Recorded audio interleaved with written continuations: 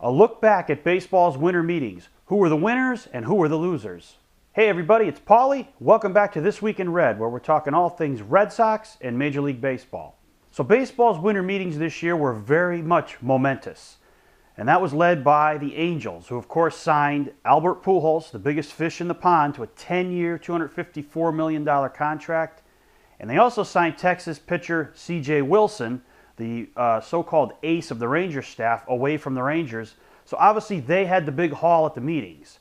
Are they good moves for the Angels? Only time will tell. Obviously the first 3, 4, even 5 years of Pujols' contract will probably be a steal for the Angels because you figure that he's going to produce the same type of numbers he produced in St. Louis. As for Pujols himself, listen, he left St. Louis, he was the king of St. Louis, and now he's going to Anaheim and there's going to be a lot of pressure on him. And I think back to when Mo Vaughn left the Red Sox for the Angels.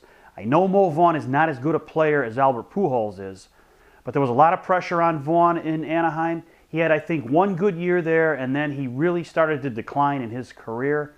I hope the same thing doesn't happen to Pujols, because it would really be sad. I mean, this guy's an ambassador to the game, and he's really done a great job as the face of St. Louis baseball. Now he'll be in Los Angeles playing for the Angels of Anaheim. It's going to be a different look when the season starts in April. It's going to take a lot of getting used to see Pujols not in a Cardinals uniform.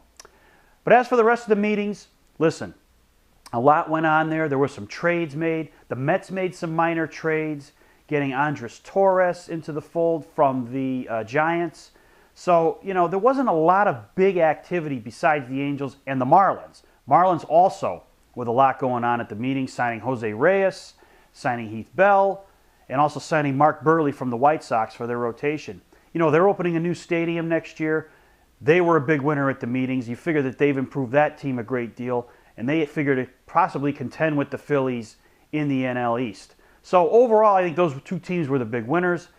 As for the Red Sox, they didn't do anything at the meetings. Yes, they got David Ortiz brought back into the fold when he accepted arbitration. They still have not solved their closer situation. To me, that's a big concern for GM Ben Cherington. There's not many guys left on the market. Are they going to go the Ryan Madson route and try and sign this guy and move Daniel Bard into the rotation? To me, that's, again, too much work. Just promote Bard to closer. You could find another starting pitcher somewhere. Get him on a 1 or 2 year deal. Do I know the names right now? No. But I would not bring Ryan Madson to Boston. If they bring him there, okay, you know, you cheer for the laundry. You'll welcome the guy with open arms. But this guy was a little shaky in Philadelphia as a setup man. I know he was good last year as a closer. I'd rather have Bard as my closer and try and find another starting pitcher out there. So if I'm Ben Cherington, you know, I got to look for pitching in these next few weeks. He said a lot of the times winter meetings are where you lay groundwork for future moves. And I certainly hope that that was the case for the Red Sox because they need to get going in this offseason. This offseason for them has been marked by all subtractions and no additions. It's time for Cherington and the Red Sox to start adding some people to this team for 2012. So what do you guys think? What were your impressions of the winter meetings as you see them in the rearview mirror? And who do you think the winners and losers were as the meetings wrapped up? Thanks for watching. Don't forget to subscribe and tell all your friends about This Week in Red.